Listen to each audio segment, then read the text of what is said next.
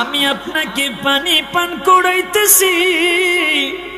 Stroke করার কারণে মায়ের হাত পা অবশ হয়ে গেছে, নিজ হাতে ধরে মা আমার পানি পান করতে পারে না, ছোট একটা বোতলে করে মাকে পানি পান করাইলাম।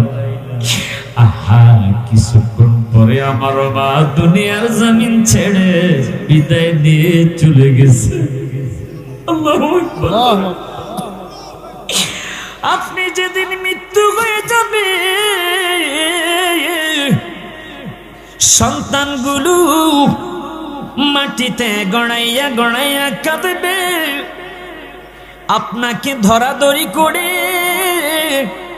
গোসলখানার মধ্যে নেবে। ও বন্ধুরি, 2-3 জনে ধরবে, একজনে আপনাকে গোসল দেওয়ার জন্য সাবান মেখে যখন আপনার শরীরের মধ্যে সাবান মাখবে, আপনি বলতে থাকবেন আমারে আস্তে গোসল দাও, কারণ আজরাইল আমার শরীরটাকে কাবাবের মতো বানাইয়া ফেলছে। আরেকটু জোরে করনা আল্লাহু আকবার। এ বন্ধুরে আমার, মনটাকে নরম করেন।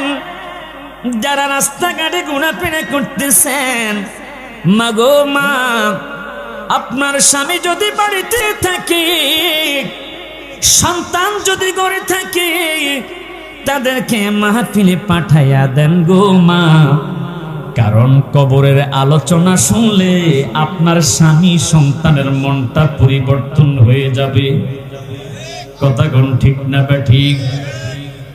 আমার বন্ধুরা গভীর মনোযোগ, আপনাকে গোসল দিয়া যখন কাফনের কাপড় পরাইবে, মাথার উপর একটা গিট্টা দিবে রে, মাঝখানে একটা গিট্টা দিবে, পায়ের নিচে একটা গিট্টা দিয়া প্যাকেট করে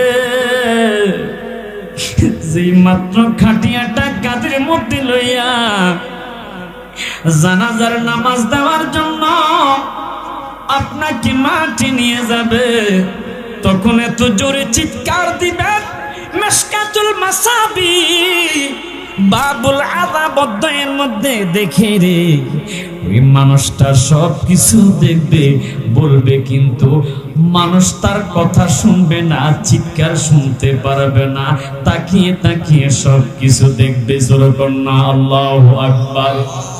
আর একটু জোরে জোরে কন্যা আল্লাহু আকবার।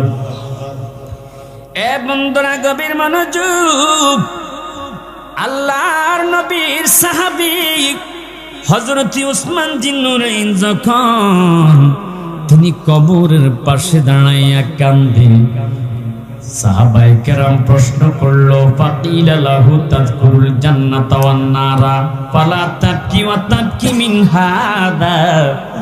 আল্লাহর নবীর সাহাবী, আপনি কবর দেখলে কাঁদেন, জান্নাতের ওয়াজ শুনলে কাঁদেন না, জাহান্নামের ওয়াজ শুনলে আপনাকে কাঁদতে দেখি না। ওয়াতাবকি মিন হাদা, এই কবর দেখলে আপনি কেন কাঁদেন? আল্লাহু আকবার। না আপনাদের এলাকায় কবর